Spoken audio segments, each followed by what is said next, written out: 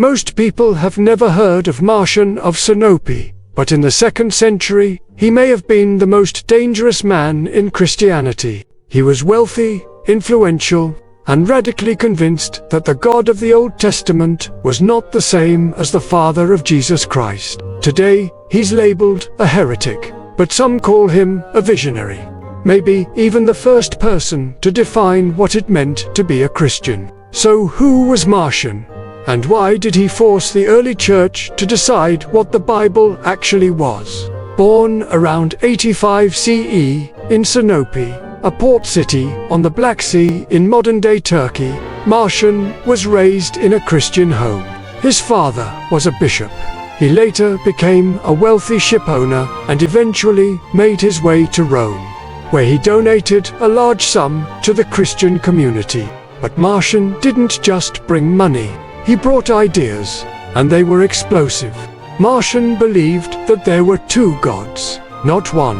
The first was the God of the Old Testament, the creator of the material world. This God, in his view, was harsh, legalistic, and full of wrath. A God who demanded blood and obedience. But Jesus, Marcion taught, came not from this God, but from another. A higher, unknown God of love, mercy, and spirit. The true God, revealed for the first time in Jesus Christ. To Marcion, this meant that the teachings of Jesus had nothing to do with the laws of Moses or the Jewish scriptures. And if that was true, then Christianity had to be completely separate from Judaism. That's why Marcion did something no one else had done. He created the first known canon of Christian scripture. He took what we now call the Gospel of Luke, but removed any references to Jewish prophecy, Jesus' birth, or his connection to the Old Testament. Then he compiled 10 of Paul's letters, also edited to reflect what he saw as the pure gospel of grace, free from Jewish law.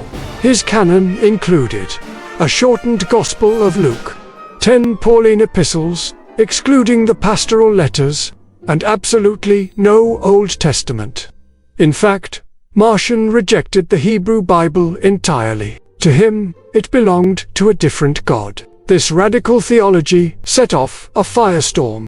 The church in Rome was horrified. Around 144 CE, Marcion was excommunicated. But it was too late. His ideas had already spread across the Mediterranean. Marcionite churches began to appear from Syria to North Africa. These weren't fringe groups. They were organized, well-funded, and they persisted for centuries. So, how did the early church respond? They fought back with words. Early theologians like Tertullian, Irenaeus, and Epiphanius wrote entire volumes refuting Marcion's theology. They called him a heretic, a corrupter of scripture, a false teacher. But at the same time, something else happened. The church began to build the Canon.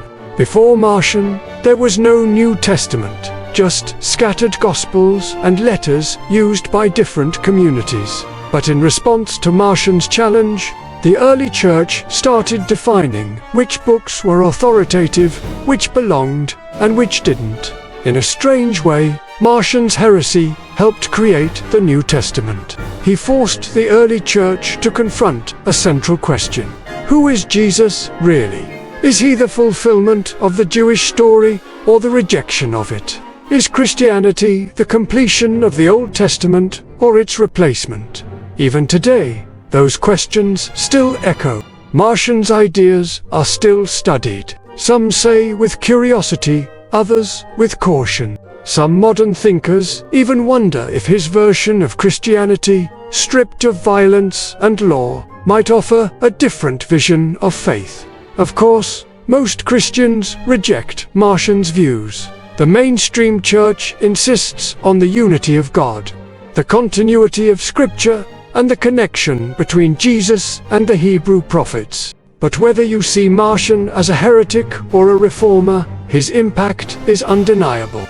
He was the first to say, this is what Christianity is, and this is what it's not. And in doing so, he shaped a debate that's still going on, nearly 2,000 years later.